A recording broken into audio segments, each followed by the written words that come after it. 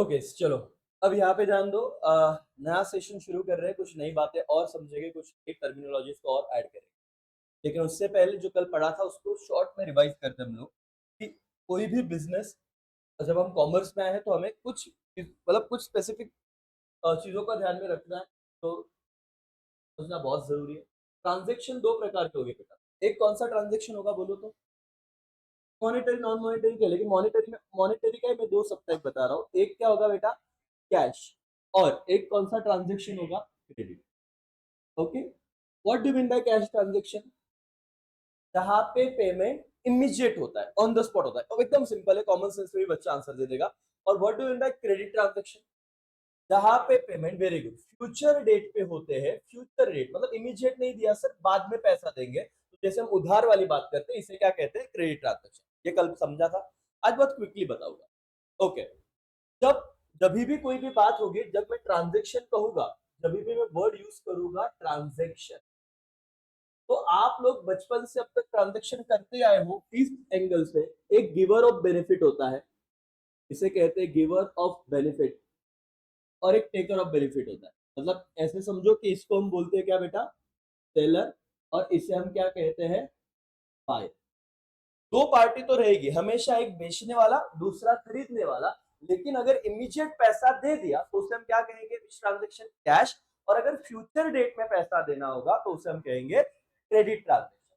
लेकिन जब बात फ्यूचर डेट की आएगी, तो कल हमने समझा था कि जो सेलर, अब दो टर्म इसमें आती है, तो तीन टर्म हमने देखी थी। एक डेटर, ये नया एक वर्ड था जिसने 20 साइलेंट है बेटा, मत पढ़ना। डेटर्स। दूसरा क्या समझा था हमने?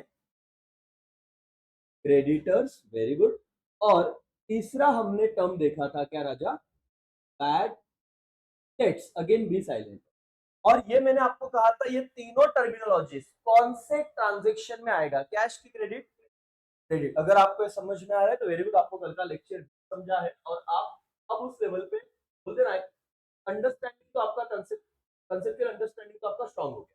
क्रेडिट ट्रांजेक्शन में तीनों टर्म आएंगे। What do mean by debtor?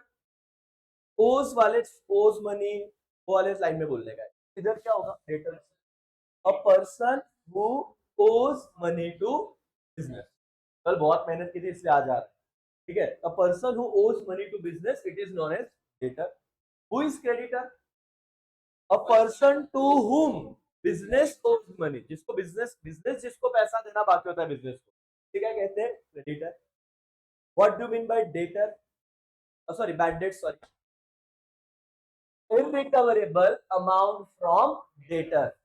जिसको हमने उधार पे बेचा था, उस व्यक्ति ने अगर पैसा नहीं दिया तो उसे हम क्या कहेंगे? Bad debt. ये हो गया कल का रिवीजन। जो बच्चे कल नहीं थे, डोंट वरी, आप कल का लेक्चर में वो देखना अच्छे से, है ना? तब जाके तुम्हें, आज कितना मिनट हुआ मेरे रिकॉर्डिंग चालू हुआ? 3 मिनट में डिस्कशन किया, उसके हम 40 मिनट कल बड़बड़ कर रहे हैं, और तब जाके आज 3 मिनट तो एकदम इजी हो गया। तो इसीलिए आप जब मैं चैप्टर पढ़ाऊंगा तो हो सकता है तुम 10th तक आपने अलग अलग जगह पढ़ा है, हर जगह आपने अपना किसी टीचर का अप्रोच देखा है। मेरा ऐसे भी पहली बार मैं बहुत डिटेल में जाऊंगा, और इसका फायदा ये होगा कि जब हम रिवाइज करेंगे ना, वही चीजें आप देखो, कल का 40 मिनट, आज 3 मिनट। तो इसीलिए पेशेंस रखना, चीजों को समझना, मैं यहीं पे चीजें आपके करवा के दूंगा। आज दोस्तों एक नई चीज पे हम लोग जाने वाले हैं, और आपको मैं पहले बैकग्राउंड दे देता हूँ, नॉर्मल अंडरस्टैंडिंग देता हूँ, क्योंकि थियरी में डायरेक्ट बुक से पढ़ाए तो बहुत बोर होता है। हम जनरल समझेंगे, बाकी बच्चों को तो पता है, वो लर्निंग के हिसाब से देखेंगे। पहला सर बैकग्राउंड, कि हर बिजनेस, कोई भी बिजनेस अगर शुरू होता है, तो बट ऑब्वियस से उसका प्रायोरिटी, फर्स्ट ऑब्जेक्टिव क्या होता है बेटा? क्या अर्न करना होता है? तो पैसा कमाना है, प्रॉफिट। लेकिन जब ये पैसा कमाने के लिए आगे बढ़ता है, क्या इनिशियली खर्चा करना पड़ता है? एग्जाम्पल के तौर पे कोई होटल होटल बिजनेस में बहुत पैसा है, बराबर, लेकिन वो पैसा कब मिलेगा? जब वो पहले होटल के लिए जगह खरीदेगा, लैंड लेनी पड़ेगी होटल बांधना है तो, जो होटल के लिए बिल्डिंग बनाएगा बड़ी, उसमें इंटीरियर करेगा अच्छा, क्योंकि आजकल तो हमें वो इंटीरियर ज्यादा एम्बियंस, क्या हम ऐसे बोलते कि फील आना चाहिए वहां पे जाके, कैसे, मतलब पैसा उस चीज के लिए हम देते हैं। तो वो बंदा पहले, ऐसे नहीं लगता है कि प्रॉफिट तो बाद में आना चालू होगा, पहले वो बहुत सारा खर्चा कर रहा है। आप भी कहते हो कि सर फ्यूचर में मुझे ना जॉब नहीं करना, मुझे तो बिजनेस करना है। अच्छा, बिजनेस करना है तो इनिशियली आपको पैसा लगेगा, वो कैपिटल बोलते हो, बाद में बताऊंगा, मैं इस सैटरडे को आपको बुलाने वाला हूँ जो बच्चे नए हैं। मैं वापस ज़ीरो से सारी चीज़ें बताऊँगा 1-2 दिन, बाकी सैटरडे संडे नहीं आना होता है आपको, टेस्ट के लिए आना होता है सिर्फ सैटरडे को, संडे छुट्टी होती है, लेकिन ट्राई करूँगा आपके लिए और 1 दिन एक्स्ट्रा बुलाऊँ और सारी बातें। एनीवेज़, अब ये छोड़ दो क्या है, मेरी बात बताओ, कॉमन सेंस से कोई पढ़ाई नहीं कर रहे हम लोग, बुकिश बाद में करेंगे, पहले जनरल समझते हैं। कोई भी बिज़नेस अगर शुरू करना है, तो सबसे पहले मुझे इन्वेस्टमेंट लगेगा, ये आपने बहुत बार देखा होगा, कि सर काहीतरी पैसे मला इन्वेस्टमेंट लागेल, लैंड खरीदना है, उसपे बिल्डिंग बनाना है, वही नहीं, और क्या खर्चा होगा होटल में? स्टाफ को अपॉइंट करना है, स्टाफ को सैलरी देना है, और ये सब खर्चा जाके जो पैसा मेरे पास बचेगा, वो मेरा क्या कहलाया जाएगा? बिज़नेस करना ईज़ी नहीं। हाँ, लेकिन एक बार सेट हो गया तो फिर ज़िंदगी में कोई टेंशन नहीं। आज भी ताज जैसे बिज़नेस होटल चलते हैं कि नहीं चलते? वहाँ पे एक चाय कितने को मिलती है? 500 50 है, ₹500 100 500, इधर अपन ₹500 में महीने 2 महीने चाय पी ले, ₹10 का चाय। महीना भर पिया तो कितना होगा? 10 10 दिन का कितना होगा? 100 ₹300 में अपन महीना भर चाय पिएँगे, पा ₹500 में 2 महीने चाय पिएँगे, वो भी हर दिन। वहाँ पे एक ही बार दाओ ₹500 का एक, देखो, क्यों इतना रुपया चार्ज करते हैं वो? के ऊपर फेंक के। अरे! आराम से। क्यों ₹500 चार्ज करेंगे वो लोग? सोचो ना तुमको सब आता है, पढ़ाने के लिए मैं इसे पढ़ा दूँगा, वाह! वाह! ऐसे उनका कहना है सर इंटीरियर, ठीक है भाई, क्यों ₹500 सर्विस दे रहे हैं, और आप टपरी पे जाते क्वालिटी, अरे टपरी पे और अच्छा चाय मिलता है। आप जाओगे उससे भारी तो अपने यहाँ पे मिलता है, आपका अदरक डाल के ऐसे एकदम भारी मस्त चाय। कभी आप बारिश में कार में कभी घूमने जाओ, है ना? अपन ट्राई करेंगे, अपन जैसे बारिश है तो अपन ट्रिप प्लान करेंगे, ये वाले बच्चे। तो अपन जब जाएँगे ना तो अपन से गरम-गरम वड़ा पाव, चाय ऐसे नॉर्मल स्टॉल पे खाओ, तुमको बहुत मज़ा आएगा। वो तो बात नहीं है, चलो इंग्रीडिएंट सेम ही है, थोड़ा बहुत फ़र्क हो सकता है। और कुछ, आप टपरी पे जाते हो, चाय कौन देता है आपको? डोली चाय वाला देता है? पता रहेगा। ऐसे-ऐसे ग्लास कुछ तो करेगा, ऐसे निकालेगा, ऐसे दे के देगा। एक ही बंदा सर्व कर रहा है, एक ही बंदा, और धोए ग्लास कैसे धोता होगा? उसने क्या 1000 ग्लास लेके रखे हैं क्या? 1000 चाय पीने आते हो, वो क्या करता? पी लिया होगा, ऐसे ग्लास लेगा, पानी में डालेगा 2 बार ऐसे, वापस रख दिया होगा। हाइजीन का थोड़ा इश्यू होगा, एनीवेज़ वो भी छोड़ो। लेकिन 5 स्टार में तुमको चाय देने कौन आता है? एक सुंदर सुशील कन्या आएँगी, बोलेंगी सर इतना इज़्ज़त मिलता है तुमको, ऐसे बेटा चाय पी रहे हो कि क्या कर, क्या होता है? मतलब आप देखो, वो जो व्यक्ति, वेटर आप बोलो या जो भी नाम बोलो यार, उनको सैलरी देना पड़ेगा कि नहीं देना? तो उनका सैलरी, आप एसी रूम में बैठ के चाय पी रहे हो, वो एसी, और इधर धूप में बैठ के टपरी में पियो, तो इसका तो खर्चा कितना बच गया। तो दोस्तों, आप जब बड़े से बड़े होटल में जाते हो, कॉमन से मैं पढ़ा नहीं रहा हूँ, लेकिन आपको पता है कि वो प्राइस क्यों ज्यादा होते हैं, क्योंकि उनका खर्चा भी ज्यादा होता है। वो सैलरी देते हैं, वो रेंट देंगे, मे बी वो हो सकता है कि एसी आपको बिठा के दे, बहुत सारी चीजें। तो मुझे कॉलेज रोड पे रेंट ज्यादा है कंपेयर टू मैं कहीं और लेता, तो यहाँ पे फीस ज्यादा होगी। तो मैं क्यों बता रहा हूँ, मैं एक ही चीज बता रहा हूँ, आप मॉरल ऑफ द स्टोरी, ये कहीं भी बुक में नहीं आने वाला, ना पेपर में आने वाला, लेकिन तुम कॉमर्स के बच्चे हो तो तुम्हें समझना चाहिए कि हर बिजनेस को शुरू करने के लिए सबसे पहले क्या करना पड़ता है? खर्चा। और उस खर्चे को इंग्लिश में मैं क्या बोलूंगा? ये वर्ड में पहले आपको समझे, क्या कहते हैं बेटा? एक्सपेंडिचर। क्या कहते हैं? एक्सपेंडिचर। राइट, समझा? कुछ बच्चों के लिए शायद बहुत ही नया हो, लेकिन जैसे कमाई को इनकम कहते हैं, तो खर्चे को क्या कहते हैं? बोल एवरीबॉडी, क्या कहते हैं? एक्सपेंडिचर। अब तुम क्या सीखने वाले हो समझना, कॉमर्स में आके अब तो सीखना चालू होता है। यहाँ पे हम लोग एक्सपेंडिचर समझ रहे हैं, मैंने लिखा, इसका मतलब क्या होता है बेटा? खर्चा। बिजनेस कुछ तो खर्चा कर रहा है, पैसे पहले डाल। एक्सपेंडिचर के टाइप्स है, कुछ पुराने बच्चे नहीं, उन्हें पता है कि अभी क्या मैं बता, लेकिन उनमें उसमें भी नया मिलेगा आपको, एग्जाम्पल नहीं मिलेगी, सारी चीजें नहीं होगी, तो आपको बेनिफिट ही है, आप भी देखो। एक्सपेंडिचर में टाइप्स है, और आपको क्यों पता होना चाहिए पहले उसका रीजन, मैं उन बच्चों को पहले ही बोला। आप जब पढ़ रहे हो, खर्चा तो इसके लिए कॉमर्स लेने की जरूरत थी क्या? भाई सर ये क्या बता रहे हो हमको, ये तो ऐसी बात हो गई, एक्सपेंडिचर तो हमने बिना कॉमर्स से 10वीं तक भी देखा ही था ना कि खर्चा कर रहे हैं। जैसे मैं उनको एग्जांपल देता हूँ कि किसी का बॉडी का टेम्परेचर हाई है, तो अपन क्या कहते हैं उसे नॉर्मल टर्म में, क्या हुआ है उसे? फीवर है, बुखार है, बराबर है? मानते हो इस चीज को? आप डॉक्टर के पास जाते हो, क्या हर फीवर की एक ही दवा होती है क्या? डॉक्टर डायग्नोस करता है आपको टाइफाइड है, मलेरिया है, कोविड है या वॉट एवर, ये ढूंढता है और इसीलिए डॉक्टर को हम पैसा देते कि नहीं देते। मतलब उसने जो पढ़ाई किया उससे उसको नॉलेज आया कि हर हर बुखार चिकनगुनिया नहीं रहेगा, हर बुखार टाइफाइड नहीं रहेगा, हर बुखार मलेरिया नहीं रहेगा। वैसे आपको देखना है कि खर्चे के इन्होंने 3 टाइप दिए। पहले आपको 2 तो देखनी ही है बेटा, और आप 10 मिनट बाद इतने होशियार हो जाओगे कि आप मुझे बता भी दोगे, बाकी बच्चों को ऑलरेडी आइडिया रहेगा। ओके, एक कौन सा खर्चा है बोलो तो? खर्चा और इनकम दोनों ही सेम रहेगा। एक कौन सा नेचर का खर्चा है बेटा? Capital expenditure. एक कौन सा खर्चा है? Revenue expenditure. और जो तुम्हें यूजुअली प्रॉब्लम क्रिएट करता है वो है डेफर रेवेन्यू एक्सपेंडिचर। इससे मैं सेपरेट जाऊंगा। क्लासरूम से बाहर जाने से वक्त, क्लास जब छूटेगा, तुम लोगों आए तो इस कंसेप्ट तुम्हारी जीरो थी। कुछ बच्चे जो पहले से थे उन्हें थोड़ा बहुत आ रहा है, लेकिन लर्न कर लेना है प्रॉपर।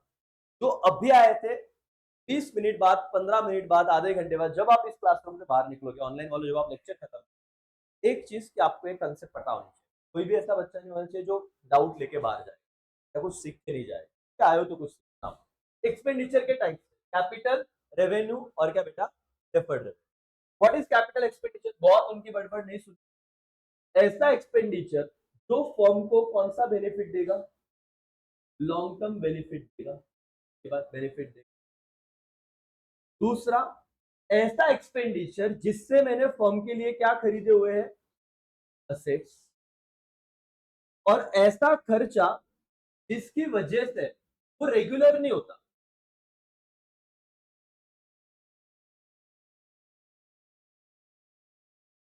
ये वर्ड में बता दूंगा। नॉन रिकरिंग मतलब वो बार बार नहीं हो रहा है, वंस वाइल कभी तो होगा। उस खर्चे को मैं कौन सा खर्चा कहूंगा? Capital expenditure. देखो, खर्चा तो होगा जरूर, मेरी जेब से पैसा जाएगा। मैं आप सबको पूछूंगा क्या वो कैपिटल है कि क्या है, रेवेन्यू है। तो आपको मुझे क्या देना रहेगा? जवाब। और जवाब देने के तीन तीन क्राइटेरिया है। आप देखोगे कि वो खर्चा क्या वन टाइम हो रहा है क्या, वो खर्चा असेट पे हो रहा है क्या, और उस खर्चे से मेरे बिजनेस को लॉन्ग टर्म बेनिफिट मिल रहा है क्या। अगर ये सब चीजें होती है तो आप उसको कौन सा एक्सपेंडिचर बोलोगे बेटा? Capital expenditure. मैंने डिजिटल बोर्ड खरीदा 2 लाख रुपए का, कौन सा एक्सपेंडिचर? टू कैपिटल है। क्राइटेरिया चेक कर, क्या वो लॉन्ग टर्म बेनिफिट देगा? यस। मैंने आज 2 लाख रुपए दिए, 5 साल तो मिनिमम चलेगा भाई ये बोर्ड। दूसरा, ये क्या है मेरे लिए? असेट। कल ही सिखाया था, क्योंकि मैं रीसेल के लिए नहीं लाया, मैं खुद के बिजनेस के लिए। तीसरा, क्या मैं हर महीने डिजिटल बोर्ड खरीदता क्या? वो आईफोन जैसा, बोले 15 लिया, 15 प्रो आया, है ना, तो हर नया अपडेट आए, ऐसा नहीं भाई। मैं खरीद लिया 5 साल तो वही चलेगा। तो सर, अगर आपने खर्चा किया है और आपका खर्चा इन तीनों को या फिर वन ऑफ इसको टिक करता है, तो आप समझना उस नेचर, उस खर्चे को कौन सा टाइप बोलोगे आप? Capital expenditure. क्या बोलोगे बेटा? Capital expenditure. मैंने बेंचेस खरीदे,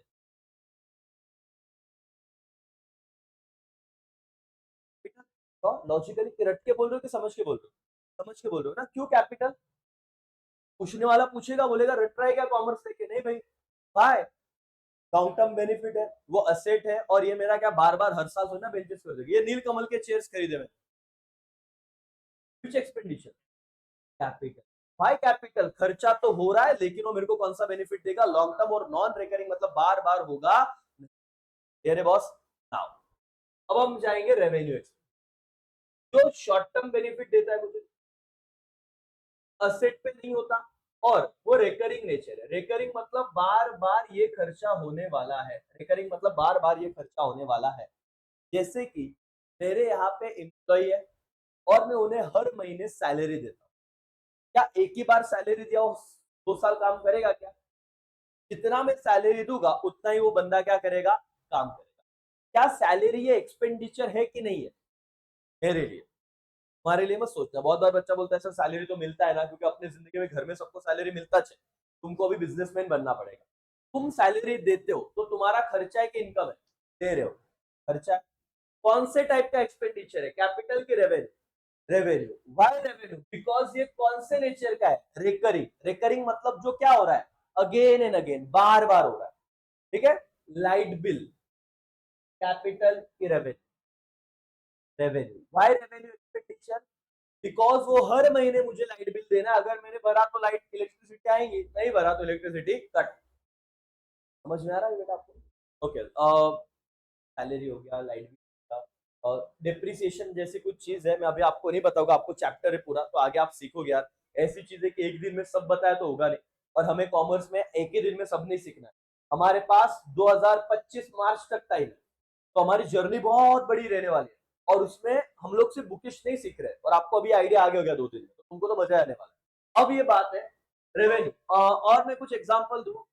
पेट्रोल पेट्रोल डाल रहा हूं मैं कार में, खर्चा हो रहा है क्या? पेट्रोल के फुकट में आता है, खर्चा हो रहा है। तुमको पूछा जा रहा है सवाल, बताओ दोस्तों, ये कैपिटल एक्सपेंडिचर है कि revenue expenditure? Answer is revenue expenditure. यार बॉस, ओके, मैं मशीनरी खरीद रहा हूँ, मशीनरी 10 लाख की कैपिटल। और एक ना, एक ऐसा पॉइंट आप देखना कि जो भी कैपिटल एक्सपेंडिचर रहेगा ना बेटा, इसका जो अमाउंट है, अमाउंट वो यूजुअली ज्यादा अमाउंट रहेगा, बड़ा अमाउंट रहेगा, क्योंकि ये 2 लाख का बोर्ड हो गया, बड़ी बड़ी बातें रहती है, ठीक है। लेकिन इसका यूजुअली छोटा अमाउंट होता है, यूजुअली, ऐसे जरूरी नहीं, लेकिन एक एग्जांपल अंदाजे के लिए बता दो। एक क्या है बेटा? Deferred revenue expenditure. एक क्या है?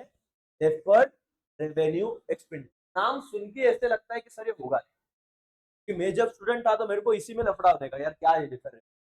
लेकिन मेरे को समझा कि तुम्हें भी कैसे बताना है, तो मैं आपको वो ट्राई करूंगा कि आपको सारी चीजें बहुत अच्छी तरीके से बताऊं। ओके, 2 चीजें समझी बेटा, कैपिटल रेवेन्यू, कोई दिक्कत है? पक्का? हमको टेक्स्ट बुक से भी पढ़ना है, लेकिन बाद में पहले आपको कंसेप्ट का अंडरस्टैंडिंग हुआ। मैं 2 एग्जांपल पूछ के आगे बढ़ूंगा डेफर्ड रेवेन्यू की तरफ, और उसके पहले और एक कंसेप्ट बता। मैंने ये सारे फैंस खरीदे, तो करना चाहिए विच एक्सपेंडिचर? कैपिटल, क्योंकि बार बार नहीं खरीदने। मैंने ये कैमरा खरीदा, कैपिटल एक्सपेंडिचर। अब देखो, आम जनता को तो यही लगेगा खर्चा। तुमने कॉमर्स लिया और तुम क्लास में आज आए, सुबह उठ के बहुत मेहनत करके आए, जो रिकॉर्डिंग वाले रिकॉर्डिंग देख रहे हैं, तो क्या फायदा हुआ आके? एक तो सीख के जा रहे हो, तुमने सीखा कि इस खर्चे को कौन सा एक्सपेंडिचर बोलेंगे? Capital expenditure. 1 तारीख को मैंने मेरे सारे टीचर्स को सैलरी दिया, एक्सपेंडिचर है, yes, which expenditure? Revenue expenditure. Recurring, recurring word है, ओके। नाउ और एक टर्म है बेटा, मैं आपके सामने बताना चाहता हूँ कि अकाउंटिंग करते हम लोग, तो हम, मैंने कहा कि कोई भी कंपनी हजारों साल चलती है, हजारों साल चलती है, लेकिन हम एक सर्टेन टाइम पे उस कंपनी में रुक के देखते हैं कि कंपनी में प्रॉफिट हुआ कि लॉस हुआ। कितने साल के लिए अकाउंटिंग करते हैं?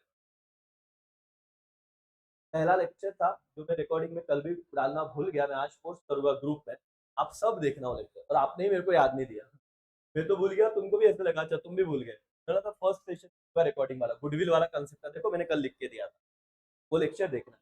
वहां पे अकाउंटिंग ईयर भी हुआ था शायद, कब किया था क्या बता। हम लोग अकाउंटिंग कितने साल का करते पता है? हमको 1 साल से रिलेटेड ही चीजों को देखना है, और हर एक साल को हम सेपरेट देखते हैं। समझ में आ रहा है? अगले साल का विषय अगले साल देखेंगे, अगले साल का अगले साल, तो हम लोग ना 1 साल से बहुत ज्यादा सटीक होते हैं कि इस साल में क्या हो रहा है।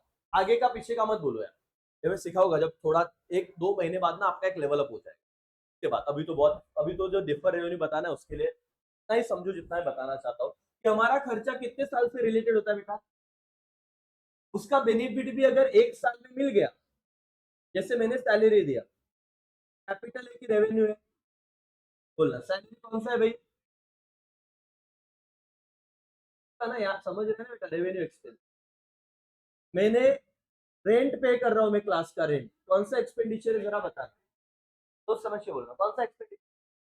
क्यों रेवेन्यू? क्योंकि हर महीने में रेंट देता हूँ, रिकरिंग हुआ, तो आप इसको कौन सा एक्सपेंडिचर बोलोगे? मैंने लाइट बिल पेड किया, कौन सा एक्सपेंडिचर है दोस्तों? रेवेन्यू एक्सपेंडिचर में पेड करता हूं शॉर्ट टर्म के लिए, और उसका बेनिफिट एक महीने के लिए, विद इन 1 ईयर में क्या हो जाना चाहिए? खत्म। लेकिन भाई और बहनों, और एक बात बताता, मैं बीवाई के कॉलेज के सामने होर्डिंग लगाया था अभी हमने 3 महीने के लिए, और उसका पर मंथ 50,000 रुपया रेंट था, तो मैं ये एडवर्टीजमेंट पर मंथ दे रहा हूं, तो ये कौन सा एक्सपेंडिचर है? मानते हो कि नहीं मानते? भाई और बहनों, हुआ क्या जरा समझना। मुझे होर्डिंग बहुत अच्छा लगा, उस एक होर्डिंग से मेरे पास 1000 एडमिशन आ गए। मैंने बोला अरे होर्डिंग तो बहुत भारी है, लेकिन अगर मैंने 2 महीने में निकाला तो कोई दूसरे क्लास वाला ले लेगा, कॉम्पिटिटर ले लेगा। मैंने क्या बोला पता है, 50,000 अगर एक महीने का है तो 12 महीने का कितना होता है, कैलकुलेट तो कैलकुलेट कर। एक दो बच्चे ने बराबर बोल दिया है, लेकिन सब सोचो कि सुनते रहने, तुम भी सोचो 50,000 एक महीने का तो 12 महीने का कितना, 50,000 अगर एक महीने का तो 10 महीने का 5 लाख होता है, 12 महीने में कितने बच्चे और 2 महीने, तो कितना हो जाएगा, 6 लाख हो जाएगा। मैंने क्या किया पता है, उस अच्छा एडवर्टीजमेंट, ये मेरा कौन सा एक्सपेंडिचर है बेटा, रेवेन्यू। मैंने क्या किया, इसी साल में 5 साल का एकदम पैसा उसको दे डाला। मतलब कितना दिया होगा, एक साल का 6 लाख, तो 5 साल का कितना हुआ रहेगा बेटा, एक साल का 6 लाख, तो 5 साल का कितना, 30 लैक्स ना। 30 लाख रुपए मैंने क्या किए, उसको अबिज दिए। तुमको एग्जाम्पल समझो, बाकी बात मत समझो, तुम सिर्फ कहानी में रहो। एक साल का कितना होता है, 6 लाख। मैंने कितने साल का दे दिया खर्चा, 5 साल का, तो कितना दे दिया, 30 लाख रुपया आज ही दे दिया। इसका बेनिफिट सिर्फ इस साल मिलने वाला है, या second year, third year, fourth year और फिफ्थ ईयर, अगले 5 साल तक मिलने वाला है। क्या लगता है आपको, इस 30 लाख रुपया तो मैंने इस साल दिया, लेकिन इसका बेनिफिट कितने साल तक मिलने वाला है, अगले 5 साल तक। तुमको कहानी समझ रही है क्या बेटा। वैसे रेवेन्यू एक्सपेंडिचर का नेचर क्या है, वो कितना बेनिफिट देता है, शॉर्ट टर्म, लेकिन इस केस में बाय डिफॉल्ट रेवेन्यू है, लेकिन बेनिफिट कितने टाइम के लिए दे रहा है, लॉन्ग टर्म। ये तो कैपिटल जैसा हो गया। कहानी समझ रही है क्या तुम्हें, रेवेन्यू बोलता है शॉर्ट टर्म, तुम क्या कर रहे हो, एडवांस में दे रहे हो, एडवांस में दे रहे हो तो 5 साल का बेनिफिट ले रहे हो, 5 साल का बेनिफिट ले रहे हो, तो ये तो कैपिटल जैसा भी दिख रहा है मेरे को। तो दोस्तों याद रखना, इसे ही डेफर रेवेन्यू एक्सपेंडिचर कहते हैं। कौन सा एक्सपेंडिचर कहते हैं, डेफर रेवेन्यू। बाय डिफॉल्ट वो रेवेन्यू है, लेकिन इनमें से कोई भी चीज अगर आपने मोर देन 1 ईयर एडवांस में दे दिया, 5 साल, 6 साल, 10 साल के लिए, तो इसका कुछ पोर्शन तो इस साल से रिलेटेड है, 6 लाख रुपया, से मैं क्या कहूंगा पता है, इस साल से रिलेटेड। थोड़ा हाई जा सकता है, दिमाग के ऊपर जा सकता है, लेकिन मैं समझता हूँ कि तुम बहुत होशियार हो, मैं वापस सिखाऊंगा, 10 बार सिखाऊंगा, लेकिन ये कंसेप्ट समझ के गए ना बेटा, 12वीं जिसका हो गया है, मैं बोल रहा हूँ हो गया है, तुम तो कॉमर्स में आए हो, 2 साल जो बच्चा आपसे आगे, उनको भी ये टर्म नहीं जमता, जिन्होंने क्लासेस देखी अच्छे से नहीं, तो आपको जमता। मैंने टोटल 30 लाख रुपया दिया, उसमें से बराबर लिखा है ना, उसमें से मेरा जो करंट ईयर है, करंट ईयर मतलब फिलहाल जो चल रहा है मेरा ये वाला साल, उससे रिलेटेड कितना खर्चा है भाई, 5 साल के लिए मैंने 30 लाख रुपया दिया, तो एक साल का कितना होगा, 6 लाख। तो मेरा करंट ईयर से रिलेटेड कितना खर्चा, अगले 4 साल के लिए जो एडवांस में दिया, इसी साल पे किया था, वो एडवांस कितना दिया है, लेकिन ये पेमेंट मैंने टुकड़ों टुकड़ों में किया कि एक ही साल में कर दिया, एक ही साल में। खर्चा तो आज हुआ, लेकिन अच्छा उसका नेचर क्या है, वैसे एडवर्टीजमेंट कौन से नेचर का होता है, तो रेवेन्यू नेचर का खर्चा तो आज किया, लेकिन कितने साल के लिए कर दिया, 5। तो जो करंट ईयर का पोर्शन है उससे मैं रेवेन्यू बोलूंगा, और जो एडवांस में दिया है उसे क्या होगा, या सेट साइड को दिखता है, बस सेट क्या तुमको बोला तो बाउंसर जाएगा, तुमको जब मैं 9वें चैप्टर में बताऊंगा ना वापस से बताऊंगा, बट अभी तुम बहुत ही रॉ बच्चे हो, तो अभी अभी कॉमर्स में आओ, और उनको डेफर रेवेन्यू एक्सपेंडिचर सिखाया जा रहा है। तो एक ही बोलने का, जो एक्सपेंडिचर बाय डिफॉल्ट कौन से नेचर का होता है, रेवेन्यू, लेकिन वो लॉन्ग टर्म पीरियड के लिए दिया जाता है एडवांस में, जिसका बेनिफिट मोर देन 1 ईयर मिलता है। तो कुछ पोर्शन रेवेन्यू, कुछ पोर्शन कैपिटल, उसको मिक्स में अपन क्या बोलेंगे, डेफर्ड रेवेन्यू एक्सपेंडिचर। क्या बोलेंगे बेटा, डेफर्ड रेवेन्यू एक्सपेंडिचर। ओके। अब और हमेशा याद रखना, उसका बेसिक नेचर तो क्या होता है, जैसे मैंने बोला रेंट 1000, अब रेंट बोलना तो क्या है, कैपिटल है, रेवेन्यू की क्या है, रेवेन्यू। लेकिन मैंने बोला rent paid for 5 years, 1 lakh रुपया। अब जैसे ही मोर देन 1 ईयर दिया, तो आप समझना इसको क्या, कौन सा एक्सपेंडिचर बोल दूंगा मैं, डेफर्ड रेवेन्यू। हो गया होशियार, बस इतना समझना है। और बच्चों तुम सोचो राजा, अगर तुम शायद क्लास को नहीं आते, तो ये लगता है कि 10वीं में हमने सेल्फ स्टडी किया था, हम कॉमर्स में भी कर लेंगे, 11वीं में क्या ही जरूरत है, तुम शायद कर भी लेते, तुम होशियार हो, लेकिन इतना डिटेल में नहीं समझ पाते। और नहीं समझ, और तुम्हारे लिए तो ये सिर्फ पहला एक चैप्टर है, वैसे 10 चैप्टर पढ़ने हैं। तो तुम जब यहाँ पे समझोगे और इस कंपटीशन में जो तुम्हारे साथ के बच्चे जिन्होंने कॉमर्स लिया हुआ है, उनसे डेफिनेटली तुम आगे निकल जाओ। और इसमें बुकिश बात अलग है, मैं तो बोल ही नहीं रहा हूं, मैं तो अभी टेक्स्ट बुक लिया ही नहीं तुम्हारे सामने, लेकिन तुम्हें कॉमन सेंस पे अंडरस्टैंडिंग आ गया कंसेप्ट का। एक्सपेंडिचर के 3 टाइप्स रहेंगे, कौन सा? कैपिटल, रेवेन्यू और क्या? डिफर्ड। दोस्तों अब अगर बात कर ली है तो आई जाते इसको, what do you mean by expenditure? Expenditure वो अमाउंट है, स्पेंड समझता है, खर्चा, spent by whom? Business for any consideration received by business called expenditure. What is any consideration received? ये शब्द का तो पूछना बेटा गूगल करने का, क्योंकि पहले जमाने में कहा जाता था डिक्शनरी लो, आज हम उस जमाने में जहाँ पे गूगल ही जिंदाबाद है। कंसिडरेशन का मतलब होता है समथिंग इन रिटर्न, तुम मुझे पैसा दे रहे हो, बदले में तुम्हें क्या मिल रहा है? पढ़ाई मैं सिखा रहा हूँ, बराबर है। तो तुम्हारे लिए कंसिडरेशन क्या है? सीखना। मेरे लिए कंसिडरेशन क्या है? भाई को सिखाना। मैं सिखा रहा हूँ, अच्छा बोला बेटा, लेकिन मेरे लिए कंसिडरेशन क्या है? पैसा। अरे ढोकलो समझ में आ रहा है क्या? तुम मुझे पैसा दोगे तो मैं तुमको सिखाऊंगा भाई, पैसा मत सिखाना मत। तो मेरे लिए कंसिडरेशन क्या है? मनी। तुम्हारे लिए कंसिडरेशन क्या है? Service. This is known as consideration. Consideration शब्द का मतलब क्या होता है बेटा? सीए में आएगा यहाँ पे, समथिंग इन रिटर्न, तुमको बदले में क्या मिल रहा है। तुम मूवी देखने जा रहे हो, कंसिडरेशन तुम्हें क्या मिल रहा है? एंटरटेनमेंट। अच्छा मूवी वाले को क्या मिला? टिकट का पैसा। तो देखो, amount spend by business for any consideration received by business, business ने जो रिसीव्ड किया है उसके लिए खर्चा करेगा, अमाउंट स्पेंड करेगा, उससे क्या कहा जाएगा? एक्सपेंड। ये लाइन तुमको हमारे दिमाग में चाहिए बाहर जाने से पहले। समझ तो गया है, लेकिन मैं चाहता हूँ कि एज इट इज तुम्हें ये समझे।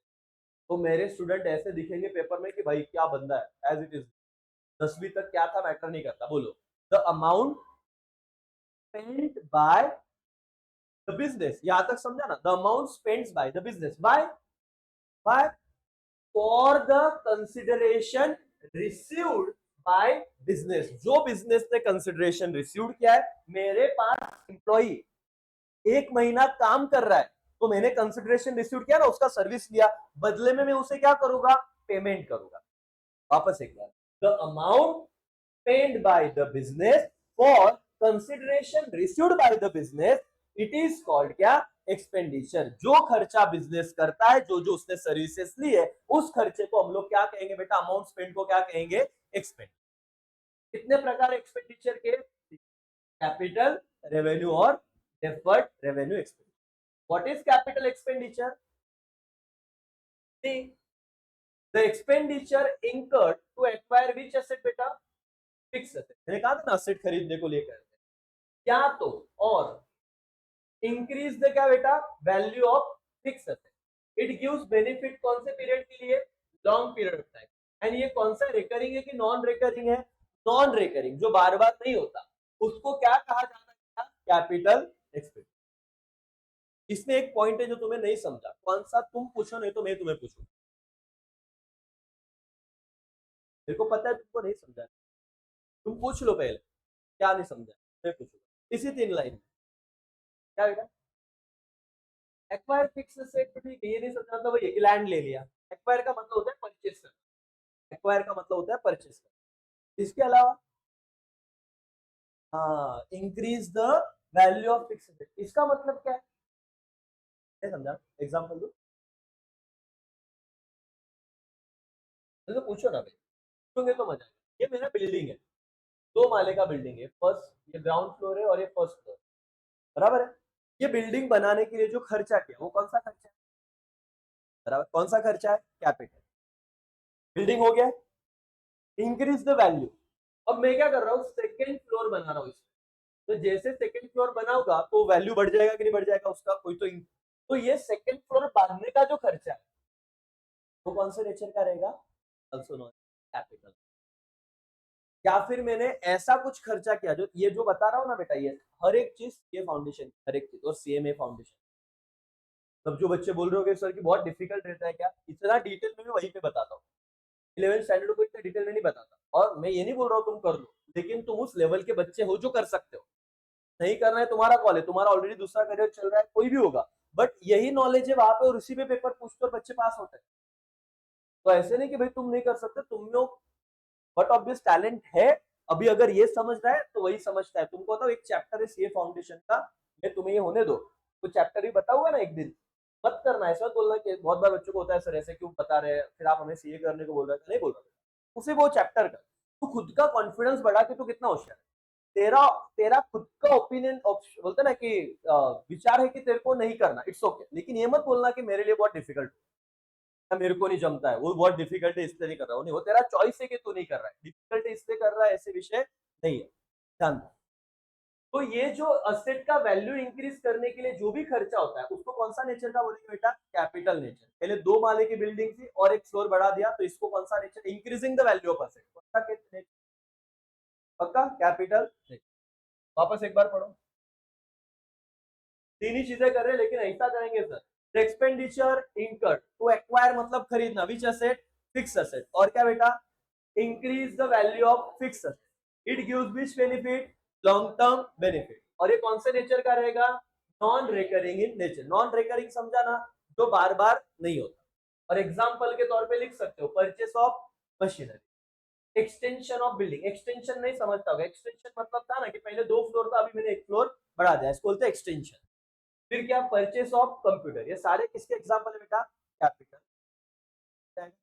ओके, दिखता है नहीं, घर पे तुम लिखोगे नहीं, अभी लिखो चलो। देखो फटाफट, 2 मार्क्स के लिए आएगा तुमको। सवाल क्या आएगा बताओगा? इस सैटरडे को सवाल आने वाला है तुमको, ऐसे होगा डिफाइन टर्म। क्या लिख दिखा जाएगा पता है? कैपिटल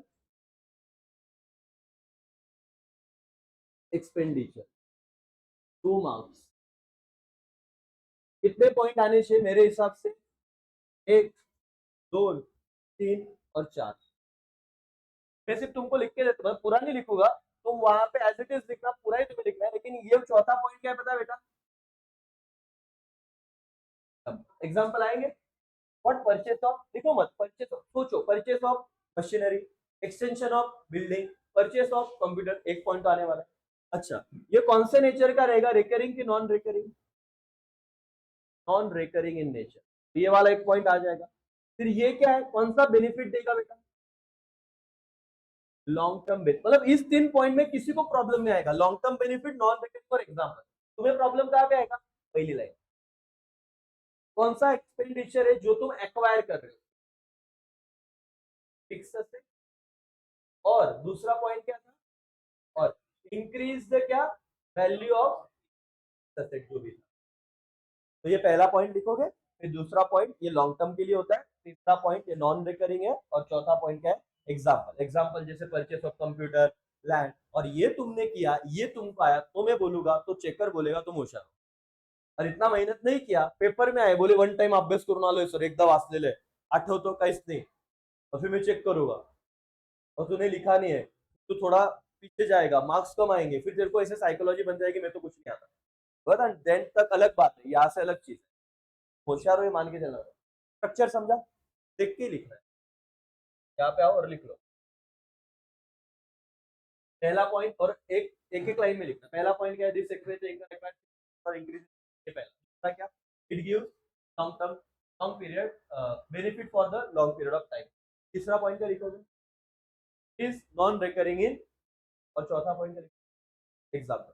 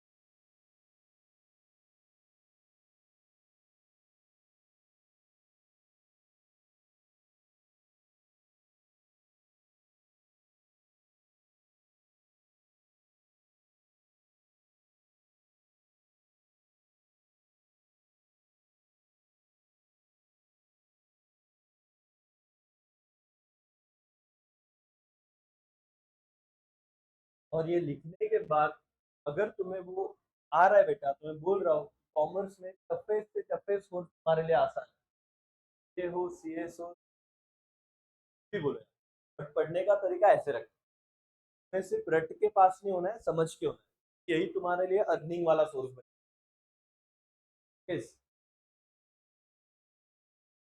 डन, 4 पॉइंट लिख लिए और पॉइंट दिया ना 1 2 3 4। तो देखो यहाँ पे एक्चुअली नहीं दिया, और ऐसे नहीं पॉइंट पे लिखो तो तुम्हारा आंसर भी अच्छा दिखता है, और ऐसे लिखा तो फिर स्टेकर को समझेगा भी नहीं। मेहनत उतना ही करना है, सिर्फ स्ट्रक्चर में करना।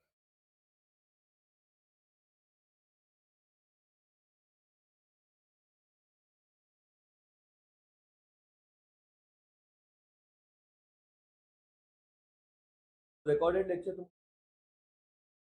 भेजूंगा मैं, याद देना। पहला लेक्चर प्लीज देख लेना गुडविल वाला, और आप जो आ जाए वो दोनों लेक्चर देखिए। आपका तो ठीक, आज वैभव एब्सेंट पढ़ेंगे।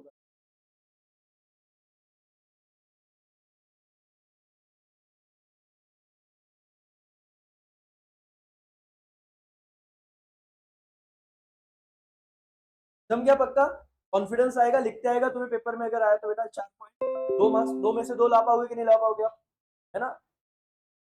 आपका जम गया, ठीक है। रेवेन्यू एक्सपेंडिचर, चलो देखते हैं कितने पॉइंट बनेंगे। Revenue expenditure is expenditure from which no future benefit is expected but having और क्या बेटा शॉर्ट टर्म बेनिफिट में भी लेस देन क्या 1 ईयर। अबे बहुत घुमा फिरा के बोला, आप ऐसे बोल सकते हो, अपने लैंग्वेज में लिखना नहीं आता तो यही लिख लेना। Revenue expenditure mean those expenditure हमें कौन सा बेनिफिट मिलेगा, short term benefit less than क्या 1 ईयर। तो उन्होंने इसी चीज को कैसे घुमा के बोला है, चलो यहाँ पे ध्यान दो, उनका देखते हैं। Revenue expenditure is an expenditure, तो एक लाइन बढ़ गया, ढोक ले। Revenue expenditure is an expenditure from which क्या no future benefit is expected, तो क्या होता है भाई, बट हैविंग इमीडिएट या फिर क्या शॉर्ट टर्म बेनिफिट में भी लेस देन क्या 1 ईयर इज एक्सपेक्टेड। यही बोल देते भाई शॉर्ट टर्म बेनिफिट, लेकिन किताब वाले तो किताब वाले, वो तो ऐसे ही करें, तो घुमा फिरा के बोलेंगे। अब तुमको अगर चाहिए अच्छे मार्क्स तो ये लैंग्वेज एक बार और एक बार पढ़ो, क्या what is revenue expenditure. Revenue expenditure is an expenditure from which no future benefit is expected but having immediate या तो क्या short term benefit that is less than 1 year. दूसरा पॉइंट क्या है, it does not increase profit earning capacity of क्या organization. तीसरा point क्या है, these are normal day to day क्या बेटा operating expense of business organization. Day to day operating मतलब क्या, रेंट हो गया, सैलरी हो गया, है ना, कुछ वॉचमैन मतलब कुछ छोटे मोटे खर्चे हो गए, तो डे टू डे जो खर्चा रखता है उसको क्या बोलेंगे, revenue expense. And appear on the debit side of trading and profit and loss account. अब आपको ना तो ट्रेडिंग अकाउंट पता है ना तो प्रॉफिट एंड लॉस अकाउंट पता है, जब हमारा 9th नंबर का चैप्टर चालू होगा 11वीं का अकाउंट्स का, तब ये बनाने पड़ते हैं, और आपको कोई लेना देना ही नहीं इससे। अब भी इस मोमेंट पे तुम जीरो, बस नाम याद रखना। क्या याद रखोगे सर, नहीं लिखा तो भी चलेगा, लेकिन ये रेवेन्यू एक्सपेंडिचर ट्रेडिंग और प्रॉफिट एंड लॉस अकाउंट में दिखते हैं, दो अकाउंट, एक का नाम क्या है ट्रेडिंग अकाउंट और एक का क्या बेटा प्रॉफिट एंड लॉस अकाउंट। जितने भी रेवेन्यू एक्सपेंडिचर होते हैं वो इन्हीं दो अकाउंट में दिखते हैं, एक तो ट्रेडिंग नहीं तो क्या प्रॉफिट एंड लॉस। बोलो, एक तो ट्रेडिंग नहीं तो क्या प्रॉफिट एंड लॉस। तो इन्होंने वही कहा, क्या कहा, अपेयर। अपेयर मतलब दिखेंगे, कहां पे दिखेंगे, खर्चा हमेशा डेबिट साइड पे दिखता है, इसीलिए it appears in the debit side of what trading and क्या प्रॉफिट एंड लॉस अकाउंट। और डिफिकल्ट और लास्ट में क्या लिखोगे, एग्जांपल। चलो अब आप ही लिखने वाले हो, मैं आपको ये भी बता रहा हूं कि नोट्स कैसे बनाना है। मैं आपको पूछूंगा सवाल, एक्सप्लेन रेवेन्यू एक्सपेंडिचर। थोड़ी देर पहले आपको सब समझाए बेटा, नहीं कि आपको कुछ नहीं समझाया, लेकिन इसके कितने पॉइंट पड़ेंगे, पहले वो वाला not future but immediate less than. दूसरा क्या था, डे टू डे वाला देता हूँ 3 और 4, मेरे हिसाब से चौथा तो एग्जाम्पल था। नहीं नहीं देखते, चलो यहाँ पे आओ एक बार कलेक्ट करते हैं, मैं तुम्हें को बता देता हूँ। पहला इधर तक है, ये पहला पॉइंट है। दूसरा क्या है, it does not increase earning capacity. तीसरा क्या है, they are normal day to day operating क्या बेटा एक्सपेंसेस ऑफ बिजनेस। और चौथा क्या है, वो कहाँ पे दिखते हैं, appear in the debit side of profit and loss account. और पांचवा पॉइंट क्या है? एग्जाम्पल. चलो मैं 5 पॉइंट लिखता हूँ, तुम यहाँ पे ध्यान दो. सर ये तो वही हो गया, हम टेक्स्ट बुक में से लिखते. तुम लिख के तो देखो और पेपर से पहले टेक्स्ट बुक मत पढ़ना, तुमने जो लिखा है ना वही पढ़ना. फिर रिवर्स में जाता हूँ, पहले एग्जाम्पल लिखता हूँ. एग्जाम्पल्स क्या है बेटा? रेंट, पेड और क्या बेटा? रिपेड. ये किसके एग्जाम्पल हो गए? एक्सपेंडिचर. एक पॉइंट तो लिखते आ गया. एक पॉइंट क्या है? दे अपेयर. अपेयर मतलब कहाँ पे दिखता है? Debit side. Debit side of which account बेटा? Trading and profit and loss. अभी आपको कुछ भी इससे लॉजिकली आपको नहीं समझेगा, बट अभी लर्निंग के एंगल से करना पड़ेगा, क्योंकि चेकर्स को हमको दिखाना है. और इंडियन एजुकेशन सिस्टम है बॉस, तो तुमको तो भले पता है, ये तुम्हें पता चलेगा 9वीं चैप्टर में, लेकिन आज ये तो लिखना पड़ेगा कि रेवेन्यू एक्सपेंडिचर अगर ट्रू और फॉल्स में भी आ जाता है. Dash dash expenditure appear in the debit side of trading and PNL, revenue और capital. Which expenditure? Revenue expenditure appears on the debit side of trading and क्या? Profit and loss account. True और false? Capital expenditure appears on the debit side of trading and PNL account. False. समझो किसकी बात कर रहे हो. और एक क्या था वाला था ना, डे टू डे ऑपरेटिंग. और एक क्या था?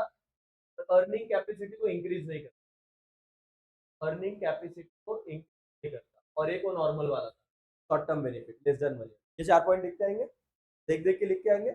अब देखो स्ट्रक्चर क्या है. पहले मीनिंग, जहां पे पॉइंट खत्म हुआ, फिर अर्निंग कैपेसिटी इंक्रीज नहीं करता. Day to day operating expense appears on the debit side of trading and profit and loss account और एग्जाम. समझा? लिख लोगे इसे 5 पॉइंट. ओके, ये रहा आपके सामने. आराम से लिखिए, कोई है स्पेलिंग देख के लिखिए आराम से. और आपको कोई बात पूछे कि कॉमर्स में हो, क्या कर रहे हो, तो उसको बोलना भाई मैं तेरे को सिखा सकता हूँ क्या चीज.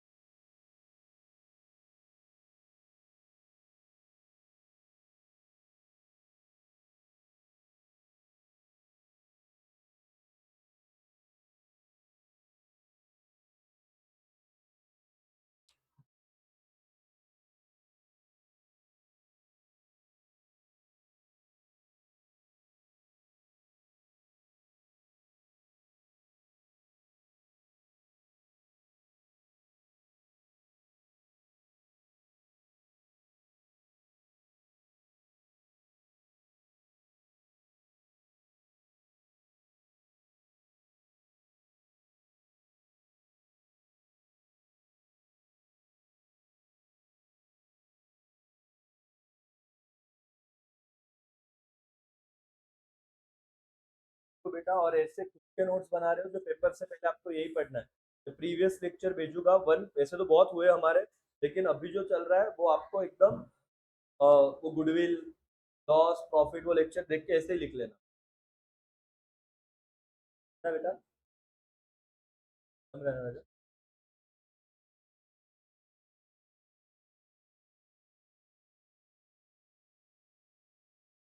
चलो, हो गया. राइटिंग स्पीड भी बढ़ाना है बेटा धीरे धीरे. हेड राइटिंग भी है आपका.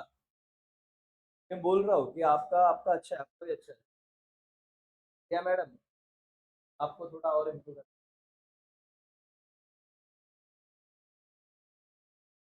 प्रॉपर्टी टैक्स का क्वार्टर टैक्स तो हर साल देना पड़ता है, तो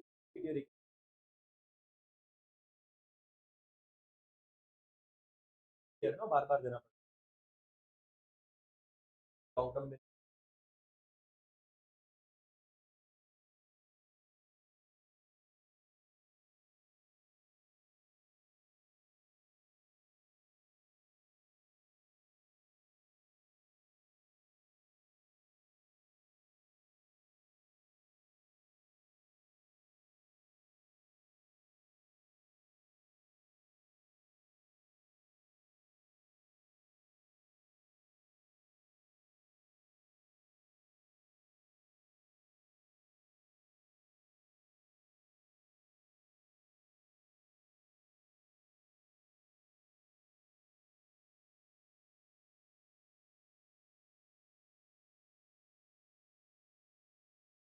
पेजेस, सैलरी, एग्जाम्पल, और बेटा ये लिखोगे तो टेंशन, ऐसा लिखोगे तो और टेंशन।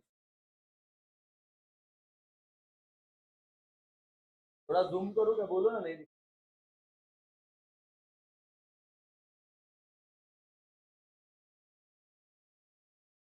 लेकिन हर एक पॉइंट लिखते वक्त समझ रहा है ना क्या लिख रहे हो बेटा?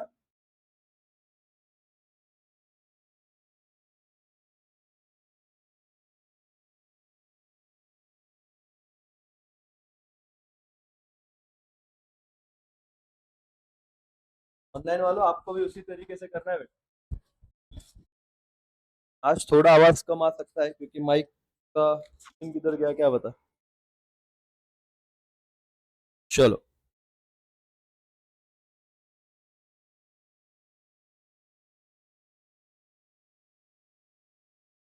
डन।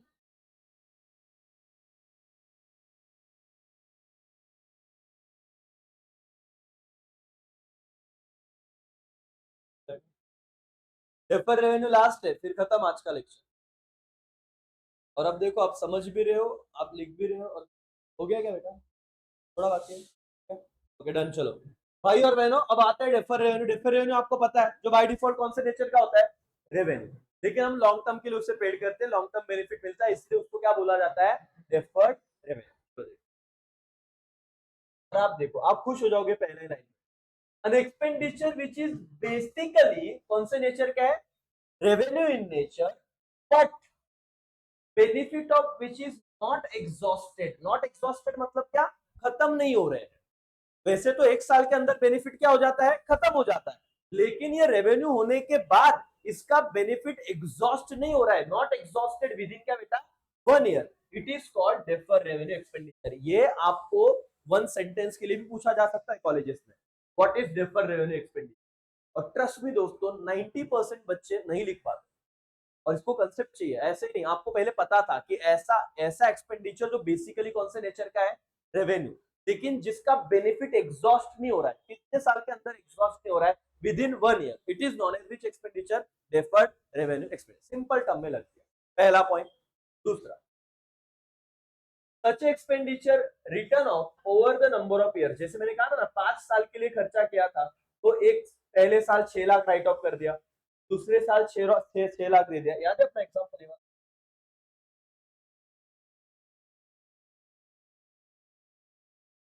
30 लाख रुपए अपन ने खर्चा किया था, और ये कितने साल के लिए खर्चा किया था बेटा? 30 लाख, 5 साल। तो फर्स्ट ईयर मैंने कितना लाख दे दिया? 6 लाख। सेकेंड ईयर कितना चला जाएगा? 6। Third year 6। 4 ईयर 6। 5 ईयर 6। तो इसे रिटर्न ऑफ कहते हैं। क्या कहते हैं इसे? Return of. हर साल 6-6 लाख रुपए मैंने क्या कर दिया? डिवाइड कर दिया। लैंग्वेज को समझ, क्या बोल रहे हैं, लैंग्वेज को समझ। Such expenditure is what? Written off. Written off में इमेज इमेज एग्जांपल याद आ रहा? 30 लाख को कितने साल में डिवाइड कर दिया? 5 साल। हर साल कितना आया? 6 6 6 6। इसे राइट ऑफ बोलते हैं। क्या बोलते हैं? Return of. तुम्हारे लिए नया शब्द क्या रहा है, उसी को थियरी नहीं है बॉस, उसको समझो। 30 लाख को कितने साल में रिटर्न ऑफ कर दिया? 5। कितना कितना लाख गया? 6 6 6 lakh. Such expenditure is what? Written off over number of years. Point number क्या है? Point number 3। Such a return of amount shows on debit side of which account? Profit and loss. And unwritten amount shows asset side of balance sheet. दोस्तों मैं आपको बताना चाहूंगा, आप समझो यार, नहीं याद रहा तो इट्स ओके। हम लोग ना चैप्टर नंबर 9 में, चैप्टर नंबर 9, अभी तो हम पहले चैप्टर नंबर 9 में फाइनल, इस चैप्टर का नाम है फाइनल अकाउंट। क्या? Final account. इसमें हमें ना अकाउंट्स बनाने पड़ते हैं। एक अकाउंट होता है ट्रेडिंग अकाउंट। कौन सा अकाउंट होता है बेटा? ट्रेड। एक अकाउंट होता है प्रॉफिट एंड लॉस अकाउंट, और एक तुम्हारा बैलेंस शीट होता है। क्या होता है बेटा? और बैलेंस शीट में एक तरफ लाइबिलिटी होती है, और एक तरफ क्या होते हैं? ये समझो। कितना समझेगा मुझे नहीं पता, लेकिन मैं कनेक्शन दे रहा हूं क्योंकि मैं पहले दिन कैसे चैप्टर 9 पढ़ा हूं, लेकिन वहां पे तो कुछ बात आई है तो बताना पड़ेगा। ट्रेडिंग अकाउंट में खर्चे होते हैं, प्रॉफिट एंड लॉस में भी खर्चे होते हैं। वैसे तुमने अभी अभी ये दोनों का नाम पढ़ा है, कब पढ़ा? रेवेन्यू। रेवेन्यू एक्सपेंडिचर कहाँ पे दिखते हैं? डेबिट साइड ऑफ, ये डेबिट और क्रेडिट ऐसे साइड होता है। डेबिट मतलब एक्सपेंडिचर, ट्रेडिंग के डेबिट और पीएनएल के डेबिट साइड को कौन सा एक्सपेंडिचर देखते हैं? Revenue nature. डिफर्ड रेवेन्यू में जब बात आएगी, आपने कितना लाख रुपया दिया है? 30 लाख। इसमें करंट ईयर का कितना है बेटा? 6 लाख। एडवांस में कितना पेड किया है? 24 लाख। तो उन्होंने क्या कहा, जो तुम्हारा differ revenue expenditure current year है ना, वो कहां पे जाएगा? प्रॉफिट एंड लॉस अकाउंट के कौन से साइड को? Debit side. और जो बैलेंस अमाउंट है कितना? 24 लाख, वो एडवांस में दिया है, तुम उसका बेनिफिट उठाने वाले हो अगले 5 साल तक, तो तुम्हारा क्या रहेगा बेटा? असेट। लॉजिक तुमको बता के देता हूँ। तुमने फीस दिया, कुछ बच्चों ने 11वीं 12वीं सीए का एक साथ मेरे को सपोज 1.5 लाख रुपया दिया फॉर एग्जाम्पल, तो उसे अगले साल फीस देना पड़ेगा क्या? उसके अगले साल सीए का देना पड़ेगा क्या? नहीं। तुमने एडवांस में फीस दिया, मतलब तुम मेरे से सर्विस लेने के हकदार हो, ये तुम्हारा असेट है। क्या हो जाएगा? असेट।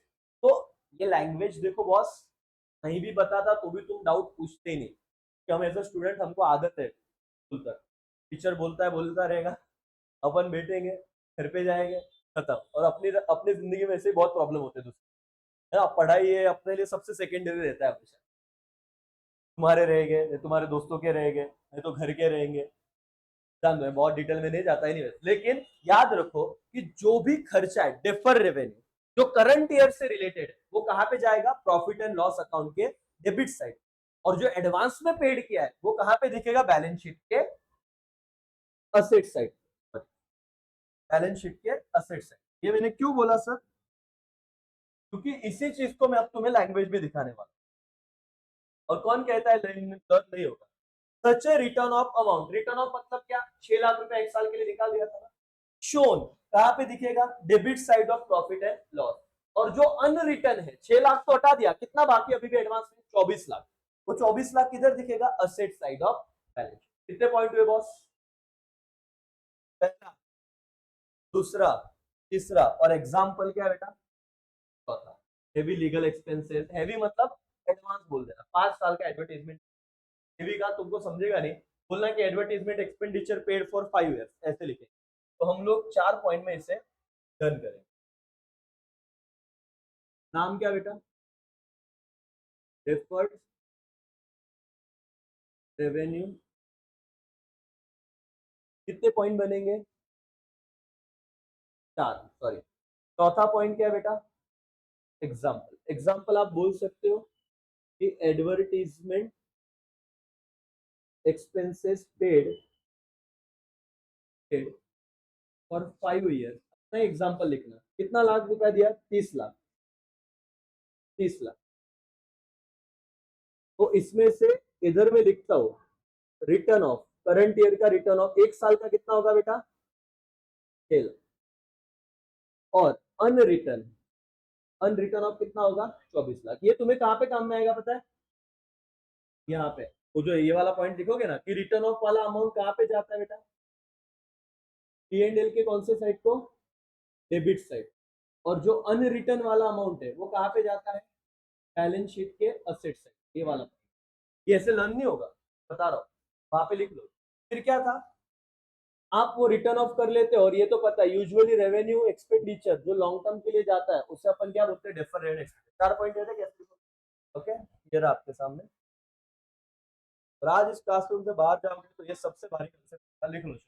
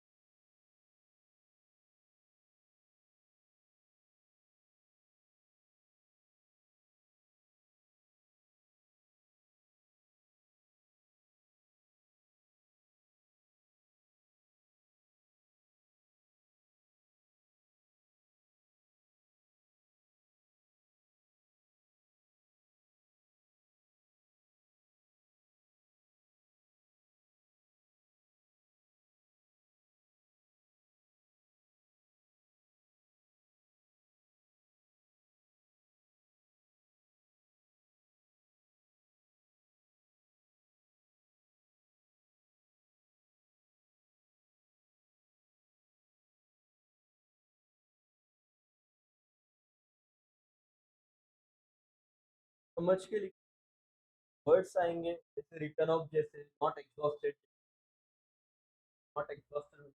खत्म नहीं हुआ है। यही चीज कल अपना हार्डली 5 मिनट में खत्म हो जाएगा, तो आपको कल रिवाइज करें। आज के लिए पूरा 1 घंटा लग गया है, घर पे जाके इसे देखिए। और आने वाले सैटरडे को आपको टेस्ट के लिए आना है।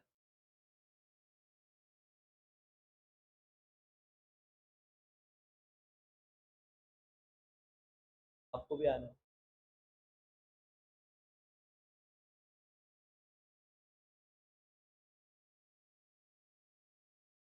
ठीक है बेटा, डाउट है बेटा?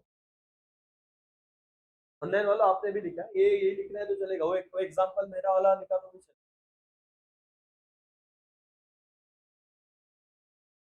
अब ये ना देखो, ये लिख रहे हैं, आई होप मैंने बाकी बच्चों, ये क्या कर रहे हैं, जब लिख रहे हैं ना तो एक एक लाइन छोड़ रहे हैं।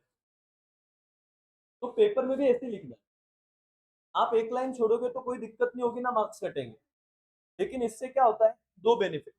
एक तो इजीली दिख, तुम्हारे जो एक पेज में आ गया भाई साहब का 1.5 पेज में है, क्वांटिटी भी ज्यादा दिख रहा है, लिखा हो तुम्हारे जितना ही है, तो दिखता है वो बिकता है बॉस। लेकिन ऐसा नहीं बहुत बड़े बड़े शब्द लिखोगे, नॉर्मली लिखो, बट एक एक लाइन छोड़ दो। एक पॉइंट के बाद एक लाइन छोड़ा है, एक पॉइंट के बाद एक लाइन छोड़ा है, एक ही छोटा सा पॉइंट लिखा है, normal day to day operating, एक लाइन छोड़ दिया। तो ऐसे लाइन छोड़ के लिखो और ये आदत डालो। तो ये कॉमर्स में तुम्हारा कौन सा बोर्ड था मुझे नहीं पता, एसएससी होगा तो ठीक यार, सीबीएसई होगा तो भी ठीक है, लेकिन अब तुमको इस तरीके से लिखा, लाइन छोड़ने के मार्क्स कटेंगे। और अपने तो क्लास में अभी 100 में से 100 मार्क्स ओसी और एससी से सब्जेक्ट मिला है, मतलब इकोनॉमिक्स, सॉरी इको और ओसी से सब्जेक्ट मिला है, उनके पेपर मंगवाए, मैं आपको बताऊंगा बोर्ड के। लेकिन ऐसे लिखो, अब तक नहीं लिखा होगा ठीक है। चलो, लिख लिया तो ऑनलाइन वालों, आज का सेशन यहीं पे समाप्त होता है। 3 टर्म आपने सीखे, लेकिन सीखने का मतलब तब होगा जब आप मार्क्स लाओगे। तो अच्छे से ये चीज यहाँ पे होनी चाहिए, सिर्फ बुक में नहीं होनी चाहिए। आप भी आते हो कि दुनिया तो यही देखेंगे तुमने लिखा क्या और तुम्हारे मार्क्स क्या है। दो में से दो, आज मतलब कितने 6 मार्क्स की पढ़ाई होगी। कल रेवेन्यू और क्या, रेफरेंस, और कितने पॉइंट लिखे, पहले 4 फिर 5 और फिर 4, 13 पॉइंट लिखे। हर एक पॉइंट समझा लॉजिकली।